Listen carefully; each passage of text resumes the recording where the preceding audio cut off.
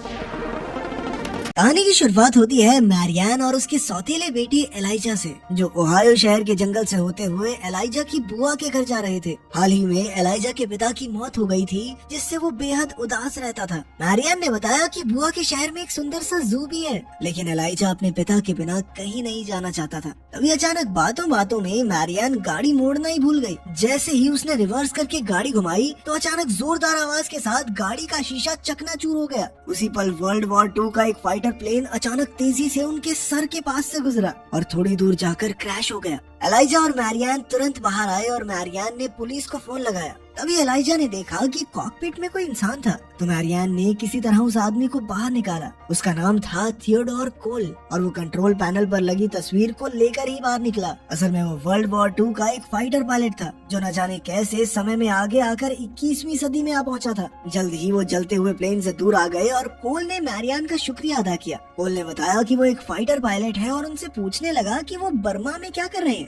तब एलाइजा ने कहा कि तू साले पैग लगा के प्लेन चला रहा था क्या? अमेरिका में है, हम बर्मा में नहीं। लेकिन कोल ने पूरे कॉन्फिडेंस से कहा कि हम बर्मा में हैं और लड़ाई का समय चल रहा है, तुम बाहर क्यों घूम रहे हो? और फिर आसपास देखने पर कोल को एहसास हुआ कि ये तो वही ओहायो शहर है जहाँ वो रहता था। तभी हम देखते हैं कि आसमान में बादलों के बीच अजीबोगरीब सा चमकता गोला बन गया था। इसके बाद हम देखते हैं कि पुलिस कोल को हॉस्पिटल ले आई, जहाँ उन्होंने मैरियान का भी बयान लिया। उसकी बातें सुनकर पुलिस ने हिसाब लगाया कि कोल का दिमागी संतुलन ठीक नहीं है। इधर एलाइजा सोच रहा था कि कहीं कोल सच में सेकेंड वर्ल्ड वॉर का फौजी तो नहीं। फिर एलाइजा चुपके से कोल के कमरे में गया। वहाँ उसने कोल के लॉकेट को छुआ तो अचानक कोल की आंख खुल गई और उसने एलाइजा को जोर से पकड़ लिया। कोल ने उससे पूछा कि उसे यहाँ क्यों रखा गया है, तो एलाइजा ने बिल्कुल सीरियस होकर पूछा कि क्या वो सच में एक फौजी है। असल में कोल को लग रहा था कि वो साल 1941 में है और एलाइजा ने उसे बताया कि इस वक्त साल 2002 चल रहा है। अब कोल को कैसे भी करके यहाँ से बाहर निकलना था, इसीलिए उसने एलाइजा को अपने समय की चॉकलेट देकर उससे मदद मांगी।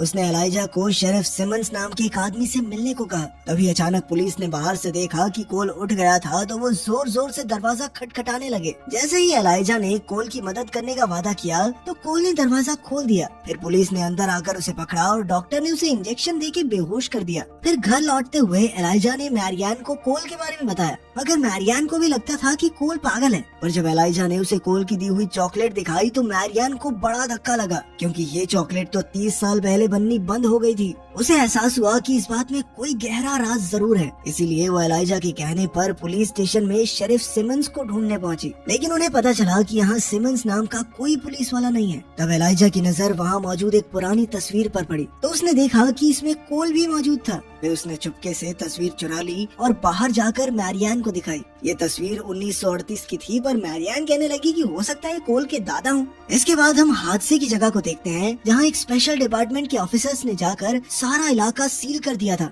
इस डिपार्टमेंट के हेड का नाम बेल था और उसकी असिस्टेंट थी नीना। ऐसा लग रहा था कि वो पहले से जानते थे कि कोल टाइम ट्रैवल करके यहाँ आया है। उन्होंने पूरी टीम लगाकर फाइटर प्लेन के सारे टूटे फूटे हिस्सों की तलाश शुरू कर दी। जल्द ही उस इलाके की जमीन हिलने लगी और बेल को एहसास हुआ कि उन्हें आसमान में मौजूद इस छेद के जरिए ही समय में आगे आई हुई सारी चीजें वापस भेजनी होंगी, वरना फिर बहुत बड़ी गड़बड़ हो जाएगी। फिर उसने अपनी टीम को फटाफट प्लेन ठीक करने का ऑर्डर दिया। इसके बाद उसने नीना को ऑर्डर दिया कि किसी भी हाल में कोल को जल्दी से जल्दी यहाँ लाओ, ताकि वो उसे उसके समय में वापस भेज सके। उधर हॉस्पिटल में कोल की आंख खुली तो उसने नीना और उसकी टीम को हॉस्पिटल में घुसते देखा। जैसे ही एक डॉक्टर उसे इंजेक्शन देने आया तो कोल ने उस पर हमला करके उसे बेहोश कर दिया और उसकी यूनिफॉर्म पहनकर बाहर आ गया। जब वो बाहर निकला तो उसे 21वीं सदी की आधुनिक दुनिया देखकर बहुत हैरानी हुई। तो उसने सोचा कि ये खुद से ही बातें क्यों कर रहे हैं। खैर फिर वो एक मोटरसाइकिल लेकर वहाँ से भाग निकला। उधर मैरियान एक पेट्रोल पंप पर पहुंची तो एलाइजा ने यूं ही गाड़ी में मौजूद एक खत पढ़ लिया और उसे पढ़ते ही एलाइजा को धक्का लगा, क्योंकि उसमें लिखा था कि मैरियान एलाइजा को हमेशा हमेशा के लिए उसकी बुआ के यहाँ छोड़ने जा रही थी और उसने मैरियान से कुछ नहीं कहा।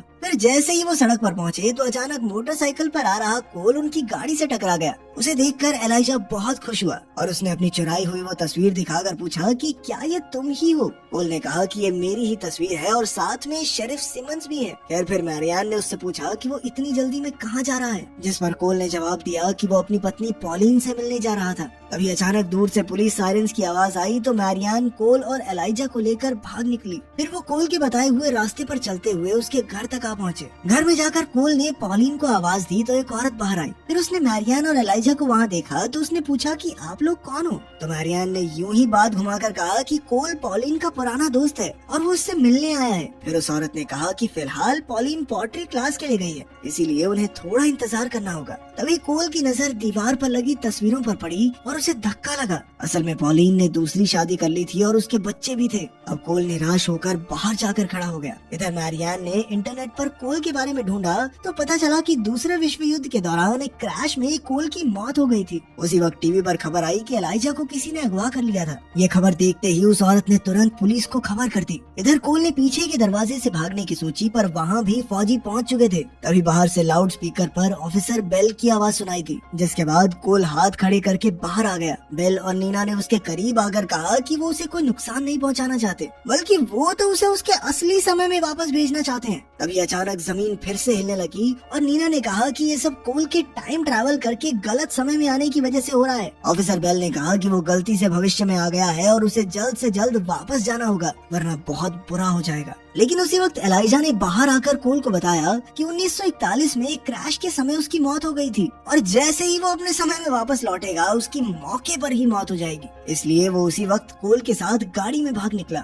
जल्द ही पुलिस भी उनके पीछे लग गई, लेकिन कोल इस शहर के पुराने रास्ते जानता था, इसीलिए वो एक सुनसान जंगली इलाके में आ पहुंचा। अचानक गाड़ी का टायर पंचर हो गया और वो दोनों पैदल ही आगे निकल पड़े। फिर वो एक नदी किनारे पहुंचे तो कोल ने बताया कि वर्ल्ड वॉर में जाने से पहले उसने और पॉलिन ने आखिरी बार यही डांस किया था। यही उसने पॉलिन को अपने प्यार की निशानी के तौर पर एक लॉकेट दिया था। फिर उसने एलाइजा से अपनी मौत का पूरा सच पूछा तो एलाइजा ने बताया कि वो क्रैश के बाद दुश्मन की कैद में मारा गया था। ये सुनकर कोल को लगा कि उसके यहाँ होने से बहुत गड़बड़ी हो रही है, इसीलिए चाहे जो भी हो उसे वापस जाना ही होगा और एलाइजा को उसके साथ नहीं मैरियान के साथ होना चाहिए। मगर तब एलाइजा ने बताया कि मैरियान उसकी सौतेली माँ है और वो तो उसे हमेशा के लिए उसकी बुआ के पास छोड़ने जा रही है। एलाइजा ने कहा कि कोल और वो दोनों एक जैसे हैं, क्योंकि उनका इस दुनिया में कोई भी नहीं। और फिर कोल कहने लगा कि देख भाई, मैं यहाँ पॉलिन के चक्कर में आया था, उसने दूसरी शादी कर ली, बच्चे कर लिए, अब मेरा क्या काम यहाँ पे। लेकिन तब एलाइजा ने कहा कि उसे कोल में अपने पिता की छवि दिखाई देती है। फिर उसने बताया कि उसके पिता भी एक फाइटर पायलट थे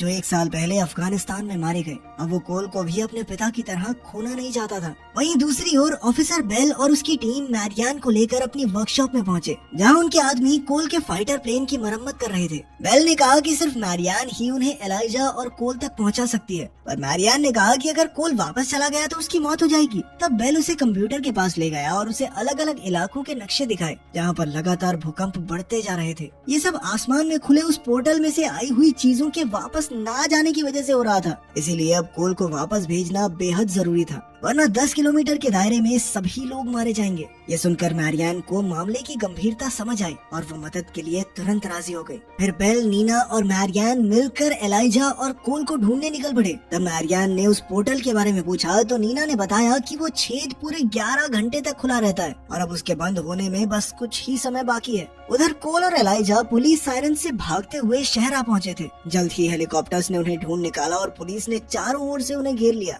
तभी बेल, नीना और मैरियान भी वहाँ पहुँचे। अब मैरियान ने पहले खुद जाकर कोल से बात करने की इजाजत मांगी। बेल मान गया और मैरियान ने कोल के पास जाकर कहा कि उसे पोर्टल बंद होने से पहले अपने समय में वापस जाना ही होगा, वरना इस इलाके के 10 किलोमीटर के दायरे में सभी लोग मारे जाएंगे। एलाइजा को लगा कि वो कोल को बेवकूफ बना रहे हैं, पर मैरियान ने उसे बाहों में लेकर समझाया कि यही सच है। आखिरकार कोल लौटने को राजी हो गया, पर जाने से पहले वो एक आखिरी बार पॉलिन से मिलना चाहता था। तब वो सभी पॉलिन के घर पहुँचे और बेल ने कोल को 5 मिनट का समय दिया। जब कोल अंदर गया तो पॉलिन टेबल पर बैठी किताब पढ़ रही थी। कोल को देखकर उसकी आंखें चमक उठी और कोल ने उसके पास जाकर माफी मांगी, क्योंकि वो पॉलिन को बिना अलविदा कहे ही युद्ध में चला गया था। कोल ने कहा कि मैं जानता हूँ कि तुम मुझे भूल चुकी हो, लेकिन मैं तो अभी भी तुम ही से प्यार करता हूँ। अब कोल के लौटने का वक्त हो चुका था, पर जाने से पहले पॉलिन ने उसे अपना लॉकेट दिखाया, जिसमें कोल की तस्वीर आज तक मौजूद थी। ये देखकर कोल की आंखें भर आई और उसने पॉलिन को एक आखिरी बार डांस करने के लिए पूछा। फिर उन दोनों ने एक दूसरे की बाहों में डांस किया